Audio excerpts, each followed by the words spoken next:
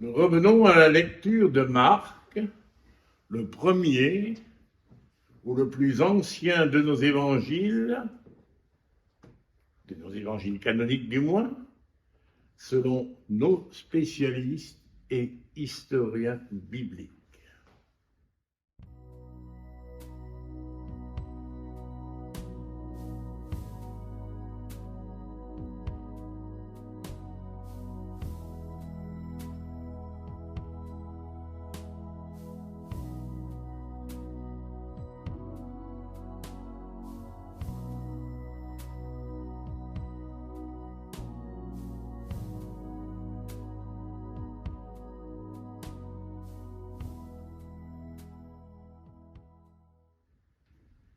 Matthieu et Luc disent les mêmes, se seraient largement inspirés du texte de Marc qu'ils connaissaient et probablement d'autres documents qui, cependant, ne sont pas parvenus jusqu'à nous et qui étaient, semble-t-il, des recueils des paroles du Seigneur.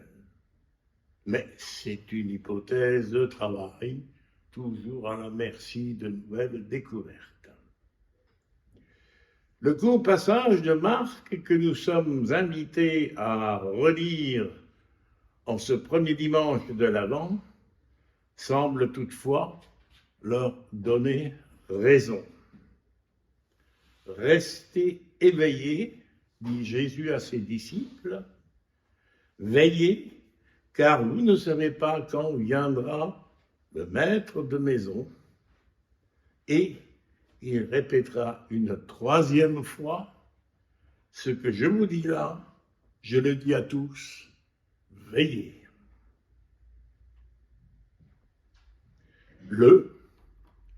Les auteurs de l'évangile selon Matthieu ont apparemment entendu ce triple appel et, pour nous aider à en saisir toute l'importance, ils se sont souvenus que Jésus parlait surtout en paraboles. Et ils ont, pour nous, où ils se sont rappelés des dires du Seigneur, où ils ont inventé ou réinventé ces paraboles fidèles à l'esprit du Seigneur.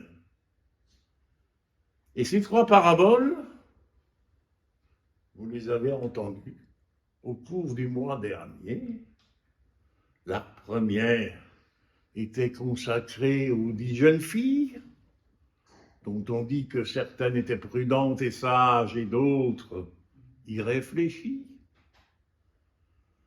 La deuxième parabole était celle des talents, du maître, là aussi, qui part en voyage et confie ses biens à ses serviteurs. Vous savez ce qu'il en adviendra. Et enfin, dimanche dernier, Françoise nous a fait relire à frais nouveau la scène du jugement dernier. Et là, j'ouvre une toute petite parenthèse. J'ai beaucoup regretté de ne pas trouver sa prédication sur notre site. Ce n'est pas un reproche, ce n'est pas un simple souhait. Après l'équipe des prédicateurs, la prochaine, il faudrait investir, c'est l'équipe de nos techniciens.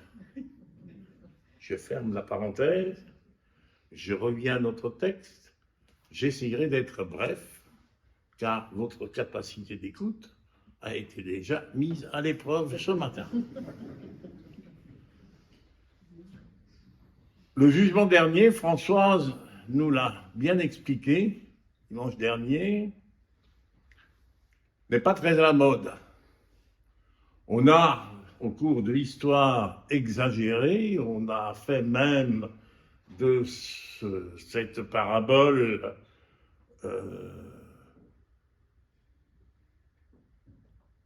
une prédication de terreur, et y compris notre Jean Calvin était convaincu, conformément aux gens de son époque, que le nombre des élus était constitué par un tout petit nombre et que la grande masse était destinée à brûler en enfer. Cela a causé les dégâts que vous connaissez et je n'insisterai pas davantage. Et c'est avec plaisir, toutefois, que je dirais oui, même si l'on dit que nous sommes devenus incroyants ou malcroyants, là, de toute façon, nous l'avons toujours été, eh bien, je trouve que le message biblique, grâce aux découvertes, grâce aux travaux de ce que j'appellerais nos professionnels, nous sommes heureux de pouvoir l'entendre à frais nouveaux. Je serai bref pour la suite. Vous avez entendu déjà l'essentiel ce matin. J'ai fait allusion tout à l'heure à la prison. Bien, figurez-vous que tous les ans, je prêchais le jugement dernier en prison et cela passait fort bien. J'en étais le premier étonné. Et qu'est-ce que cela voulait dire? C'est ce que j'essayais de leur dire. Le jugement dernier veut simplement dire que le dernier mot sur vos existences n'appartient pas aux hommes, ni à la justice des hommes, mais à Dieu seul. Et cela était pour eux une véritable bonne nouvelle, car je ne sais pas si vous avez déjà assisté à des procès, notamment en assises, les actes d'accusation, à tort ou à raison, ne sont jamais tendres. Et les intéressés en sortent laminés. Et pendant des semaines et des mois, vous disent après, oui, je suis cela, ce qui a été dit, mais je ne suis pas que cela. Et eux, le jugement dernier leur convenait tout à fait. Je prêchais aussi souvent la fin du monde, en les provoquant un tout petit peu, en disant « J'ai une bonne nouvelle à vous annoncer, la fin du monde est proche. » Une bonne nouvelle. Oui, cela veut simplement dire qu'un jour, Dieu finira dans notre monde et en nous ce qu'un autre jour il a commencé.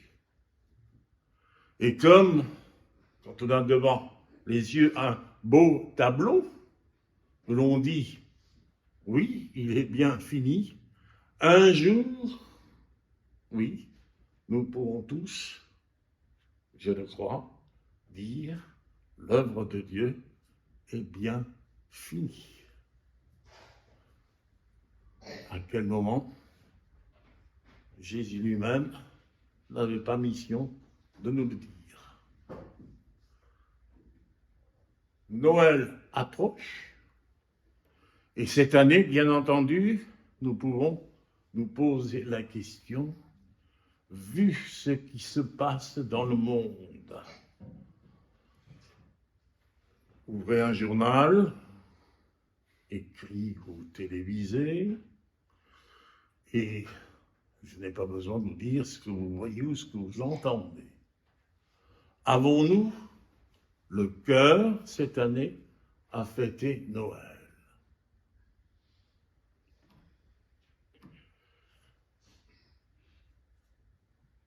Marc ne nous parle pas de Noël.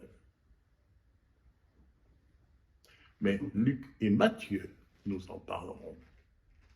Et nous avons décidé avec Françoise que lors de la veillée de Noël, nous dirions l'Évangile selon Luc. Et nous nous réservons Matthieu pour l'année prochaine. Mais Luc,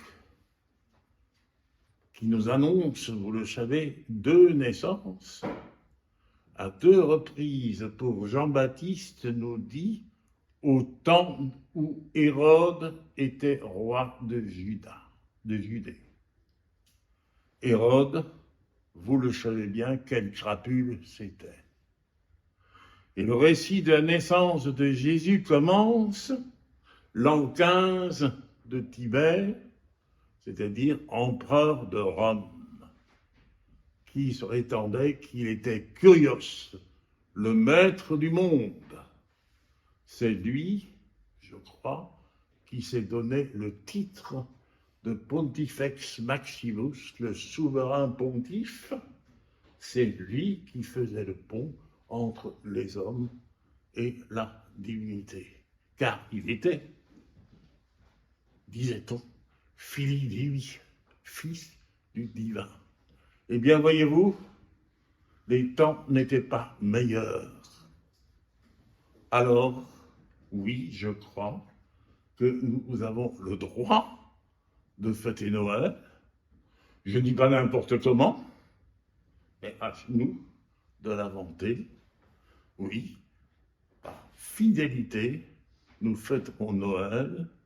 Un enfant nous est né, et comme disait alors, à chaque nouveau-né, il nous est rappelé que Dieu continue à faire confiance en l'humanité.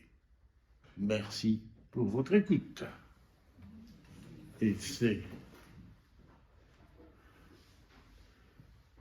oui, nous observons quelques instants de silence pour méditer.